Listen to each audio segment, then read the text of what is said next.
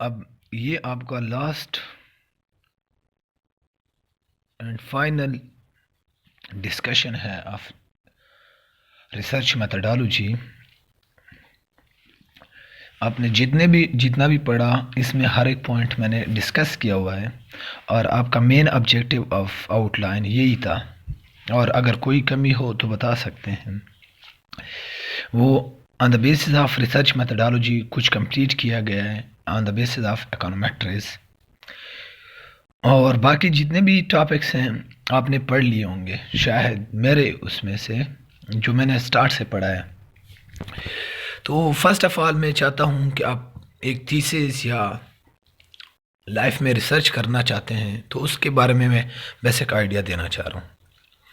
Basic idea ये है कि आप जब भी रिसर्च स्टार्ट करते हैं टेबल ऑफ कंटेंट होते हैं, बाकी भी जो pre starting the main thesis उससे पहले एब्स्ट्रैक्ट होता है। एब्स्ट्रैक्ट इज़ द इससे पहले एक एब्स्ट्रैक्ट होता है from the chapter number 1, before chapter number 1। उसमें हम समरी लिखते हैं होल थीसिस के इन द मैक्सिमम 2 और 3 पैराग्राफ में। बाकी जब चैप्टर नंबर 1 स्टार्ट होता है introduction about the your topic what you want to research, आप उसकी इंट्रोडक्शन देते हो। जो भी आप टॉपिक करना चाहते हो like unemployment and other variables, तो उनकी इंट्रोडक्शन के पाकिस्तान में ये डिफरेंट ट्रेंड आ रहा था प्रीवियस, तो ये इस तरह इंट्रोडक्शन देते हैं। उसके बाद आप प्रॉब्लम ऑफ स्टेटमेंट देते हो, what is the main question of your study, आपके स्टडी का क्या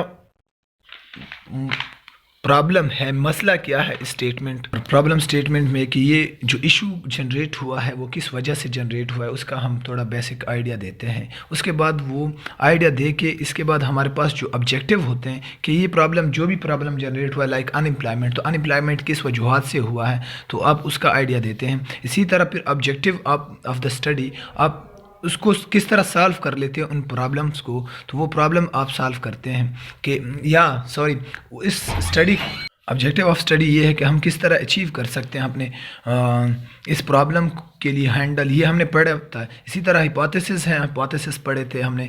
इसके बाद significance of the study, important of the study कि आपकी स्टडी किस लिहाज से इसकी अहमियत है, सिग्निफिकेंस है, इम्पोर्टेंस है ऑन द इस इन्वायरमेंट पे ये पॉजिटिव इम्पैक्ट डाल सकता है। इसी तरह प्लान ऑफ द स्टडी कि आप जो बाकी जितने चैप्टर्स हैं वो किस तरह आप सेट करते हो वो इस प्लान ऑफ द स्टडी में लिखते हैं। इसके बाद सेकंड चैप्टर हमारे पास रिव्यू लिटरेचर है। रिव्यू लिटरेचर डिपेंड करता है कि आप किस नेचर में लिखते हैं, समरी, स्टोरी और क्रोनोलॉजिकल, ये मैंने पढ़ाया था। तो उस बेस पे आप प्रीवियस स्टडीज़ को इंक्लूड करते हैं इन आप ऑन वर्ड्स, तो उसका वे भी मैंने बताया हुआ था। इसके बाद कंसेप्चुअल फ्रेमवर्क है, आप उसमें थ्योरेटिकल या कंसेप्चुअल फ्रेमवर्क आप स्टडी आप पुट करते हो अबाउट द यूअर स्टडी या you want to which topic, जो आप टॉपिक सेलेक्ट आपने किया है उसके बारे में कोई इस तरह थ्योरेटिकल या कंसेप्चुअल फ्रेमवर्क है तो उसको आप थर्ड चैप्टर में इंक्लूड करते हैं। इसके बाद data, the fourth one chapter is data. आप डेटा में फिर इंट्रोडक्शन करते हो कि वो डेटा क्या है, वो प्राइमरी है, सेकेंडरी है। अब प्राइमरी है तो उसका डेटा कौन सा नेचर से आप कलेक्ट कर रहे हैं तो वो लिखते हैं। उसके बाद डेटा कलेक्शन लिखते हैं कि मैंने डेटा किस नेचर में कलेक्ट किया हुआ है, अब या कलेक्शन के कहाँ से कब से स्टार्ट किया, किस तरीके से स्टार्ट किया।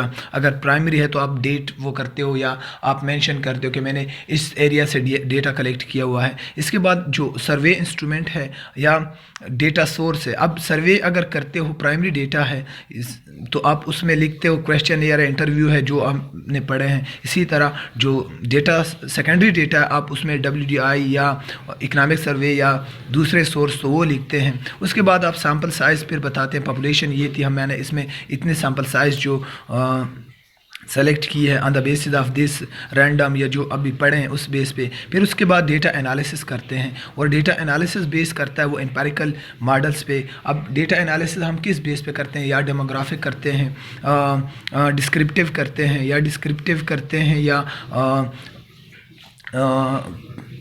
इन्फ्रेंशियल करते हैं या एम्पेरिकल एनालिसिस करते हैं, वो एम्पेरिकल एनालिसिस लाइक। अब फिर एम्पेरिकल मॉडल में हमारे पास डिफरेंट वो आते हैं, वो क्या मेथडोलॉजीज। एम्पेरिकल मॉडल के लिए हमारे पास फिर डिफरेंट क्या आते हैं, मॉडल्स आते हैं, मेथडोलॉजीज आते हैं। लाइक अगर मैं कोई भी लीनियर इक्वेशन है like y is equal to alpha naught plus alpha one x i में डिफरेंट वेरिएबल हैं plus e i, it's mean के लीनियर मॉडल है, लीनियर एम्पेरिकल मॉडल है। इसके लिए या OLS अप्लाई कर सकता हूँ, लॉजिक मॉडल अप्लाई कर सकता हूँ, प्रोबेबिलिटी मॉडल अप्लाई कर सकता हूँ, या पैनल डेटा अप्लाई कर सकता हूँ। तो मेरे पास डिफरेंट मेथडोलॉजीज होंगी इस एम्पेरिकल मॉडल के लिए, और वो मॉडल फिर इसके थ्रू हम एस्टिमेट करते हैं इसके coefficients on the basis of methodologies. और इसी के बाद हम फिर उसी वे में फिर डिस्क्रिप्शन ऑफ वेरिएबल भी लिखते हैं कि वेरिएबल हमने किस तरह जनरेट किए, किस क्वेश्चन से, या अगर क्वेश्चन ईयर तो उसके डिस्क्रिप्शन करते हैं। अगर क्वेश्चन ईयर नहीं है, हम WDI या वर्ल्ड बैंक डेटा इंडिकेटर से डेटा जो कलेक्ट करते हैं या पाकिस्तान इकनॉमिक सर्वे से कलेक्ट करते हैं, तो उसमें हम क्या करते हैं कि इन्होंने किस तरह कंस्ट्रक्ट किया हुआ है, या जो वेरिएबल मैंने उधर से डाउनलोड किए वो किस फॉर्म में, परसेंटेज फॉर्म में है, करंट डॉलर में है, करंट करेंसी में है, पाकिस्तानी करेंसी में किस फॉर्म में है, तो उस बेस पे हम फिर मेंशन करते हैं। द लास्ट चैप्टर है हमारे पास क्या है, या फिफ्थ नंबर चैप्टर हमारे पास रिज़ल्ट बेस करता है। रिज़ल्ट क्या, हम इसी जो हमने मॉडल अप्लाई किए हुए हैं उस मॉडल अप्लाई करने के रिज़ल्ट हम क्या चैप्टर नंबर 5 में रिज़ल्ट और उसके डिस्कशन लिखते हैं, और लास्ट में क्या करते हैं कि हम इस रिज़ल्ट से बेस करके एक कंक्लूजन लिखते हैं, और वो कंक्लूजन में हम हर एक चीज़ इंक्लूड करते हैं, थोड़ा थोड़ा जो हमने मॉडल यूज़ किए हुए हैं, वेरिएबल यूज़ किए हुए हैं, उसका रिलेशनशिप बताते हैं, हमारे अपने स्टडी के लिमिटेशन बताते हैं कि क्या लिमिटेशन है इसमें, और फर्दर क्या रिसर्च कर सकते हो, तो वो क्या हम इसमें द लास्ट कंक्लूजन में लिखते हैं। उसके बाद रेफरेंस लिखते हैं, जो लिटरेचर में हमने जितने भी स्टडी इंक्लूड किए हुए हैं तो उसके हम इधर इंक्लूड करते हैं कि हाँ उसका रेफरेंस हम दे देते हैं, उसका हवाला दे देते हैं अबाउट द लिटरेचर, कि हमने इन लोगों की स्टडी हमने इंक्लूड किए इन द लिटरेचर, उसका हवाला इन रेफरेंस देते हैं। द लास्ट वन अपेंडिक्स में हम वो रिग्रेशन या वो एस्टिमेशन या वो चीज़ें हम पुट करते हैं जो कि मेन स्टडी में तो उसका हेल्प है, लेकिन मेन जो रिग्रेशन है उसमें कोई इस तरह ख़ास हेल्प नहीं है। लाइक OLS है, OLS के लिए अब कंडीशन है कि वो स्टेशनरी ऑन लेवल हो, लेकिन स्टेशनरी हम चेक करते हैं on the basis of unit test root. तो यूनिट टेस्ट रूट हम उसकी स्टडी हम इधर नहीं पुट करते हैं इन द अबाउ थीसिस, हम अपेंडिक्स में पुट करते हैं और हम कहते हैं कि ये स्टेशनरी है ऑन दिस एंड दिस।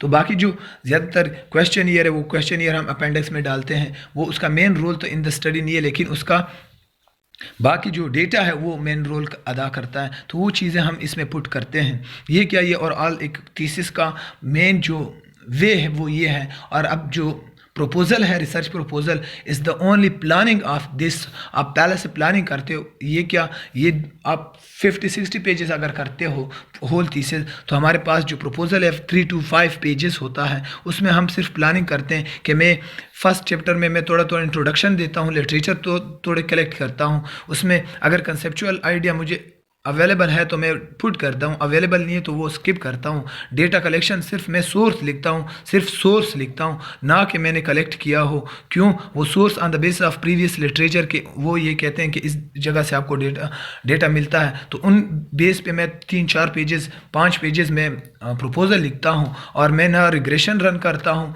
और ना कंक्लूजन लिखता हूँ। सिर्फ ये मेरा मेन जो प्लानिंग है वो इसमें रिसर्च प्रपोजल में ऐड किया जाता है। ये क्या, ये आपका टोटल रिसर्च मेथडोलॉजी का कोर्स कंप्लीट हो गया।